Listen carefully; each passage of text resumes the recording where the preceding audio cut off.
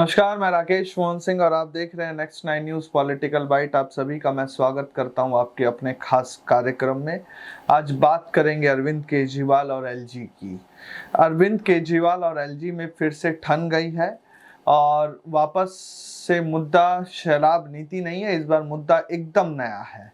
मुद्दा है राजधानी की शिक्षा और शिक्षा क्रांति की।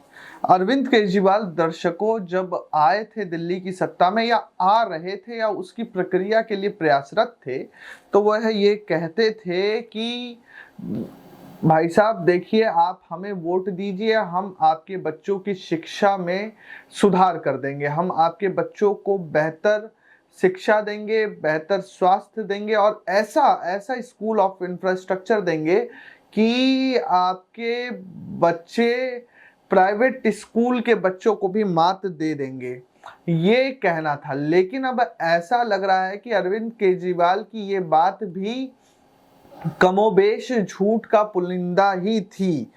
केजरीवाल साहब जब सत्ता में आए थे तो उन्होंने कहा था कि हम सरकारी स्कूलों को भी इतना बेहतर बना देंगे कि हर बच्चा प्राइवेट स्कूल छोड़कर सरकारी स्कूल में ही पढ़ेगा। ये कहना था केजरीवाल साहब का। एक तरह से केजरीवाल सरकार ने प्राइवेट स्कूलों के खिलाफ जंग छेड़ दी थी। प्राइवेट स्कूलों को केजरीवाल ये कहते थे कि ये लोग अपने मन मुताबिक काम कर रहे हैं और अपने मन माफिक पैसा जनता से वसूल रहे हैं। माँ बाप को परेशान किया जा रहा है इन प्राइवेट स्कूलों के तहत। लेकिन दर्शकों, ये सवाल हम आपसे पूछना चाहेंगे कि जब इस देश में शिक्षा की स्थिति बदहाल थी, जब इस देश में पढ़ाने के लिए शिक्षक स्कूलों में उपलब्ध नहीं होते थे, जब इस देश और राजधानी में शिक्षा के मंदिरों में, स्कूलों में मूलभूत और आधारभूत संरचनाओं की कमी रहती थी, उस समय इन्हीं प्राइवेट स्कूलों ने दिल्ली की शिक्षा की बागडोर संभाली और दिल्ली की शिक्षा को चरमराने नहीं दिया। मेरे को याद आता है कांग्रेस की सरकार में सबसे पहले राजकीय प्रतिभा विकास विद्यालय नाम के स्कूल शुरू किए गए, जिनको कहा गया कि ये अत्याधुनिक स्कूल है और ये प्राइवेट स्कूलों को टक्कर देंगे।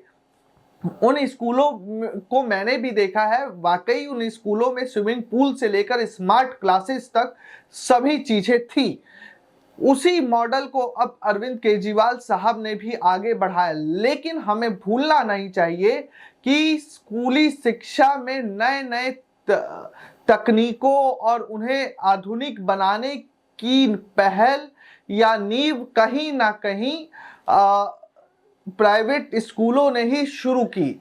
स्मार्ट क्लासेस से लेकर तमाम चीजें प्राइवेट स्कूलों में पहले आए। स्विमिंग पूल की सुविधाएं प्राइवेट स्कूलों में पहले आई। स्केटिंग की सुविधाएं, या स्केटिंग भी एक तरीके से स्कूल में खो खो के अलावा हो सकता है, वो भी कॉन्सेप्ट प्राइवेट स्कूल और बाद में केंद्रीय विद्यालय से होते हुए सरकारी स्कूलों में आया।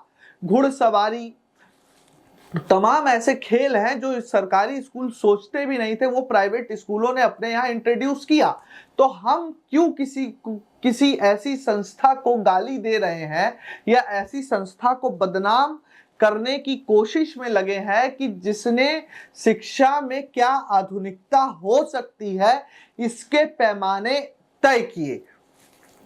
केजरीवाल साहब को भी सोचने की आवश्यकता है। लेकिन केजरीवाल साहब ने जिस तरीके से जंग छेड़ दी है प्राइवेट स्कूलों के खिलाफ, उसमें कहीं ना कहीं बदले की और हीन भावना की दुर्गंध आती है। ऐसा ही एक स्कूल है जेडी टाइटलर, दिल्ली का काफी नामी स्कूल है, जिसको एलजी कोर्ट ने बड़ी राहत दी है और केजरीवाल सरकार को एलजी कोर्ट से फिर से झटका लगा है। तो जेडी टाइटलर के ऊपर जो दिल्ली सरकार ने यह आरोप लगाया था कि इकोनॉमिकल वीकर सेक्शन के बच्चों को वो तय कोटा में, जो ईडब्ल्यूएस का तय कोटा है, उसके तहत दाखिला नहीं दे रहे हैं, यानी पूरा कोटा नहीं भरा जा रहा है और बैक डोर से आप अमीरों के बच्चों को भर ले रहे हैं। लेकिन दर्शकों, आपको पता होना चाहिए कि जो ईडब्ल्यूएस और इकोनॉमिकल वीकर सेक्शन का कोटा है वो कोई केजरीवाल सरकार के आने के बाद इस देश में लागू नहीं हुआ। इस देश में वो कोटा दशकों से चल रहा है। लेकिन एलजी कोर्ट ने दिल्ली सरकार के शिक्षा निदेशालय को, डायरेक्टरेट ऑफ एजुकेशन डीओई को यह निर्देश दे दिए हैं कि आप स्कूल को दोबारा मान्यता दीजिए। स्कूल आप जो कह रहे हैं, जो आरोप लगा रहे हैं कि वहां इकोनॉमिकल वीकर सेक्शन के बच्चों को एडमिशन नहीं दिया जा रहा है, वहां बच्चों के साथ भेदभाव किया जा रहा है, तो ये गलत बात है। जेडी टाइटलर उस पूरे मसले को लेकर हाईकोर्ट भी गया था। हाईकोर्ट ने अंतरिम समय तक रोक लगा दी थी, बाद में इसे बढ़ाकर 26 अप्रैल 2023 तक कर दिया था। यानी बच्चों का साल ना खराब हो, बच्चों का भविष्य किसी अधर में ना लटके, इसलिए हाईकोर्ट ने इस समय सीमा को बढ़ाया था। उसके बाद एलजी कोर्ट के अगले आदेश तक बढ़ाया गया, यानी 2 बार स्कूल की मान्यता और इस केस को लेकर समय सीमा को बढ़ाया गया। लेकिन अब एलजी कोर्ट की तरफ से साफ कह दिया गया है डायरेक्टरेट ऑफ एजुकेशन को कि आप इस साल के लिए आप हमें जेडी टाइटलर जो स्कूल है उसको आप मान्यता दें।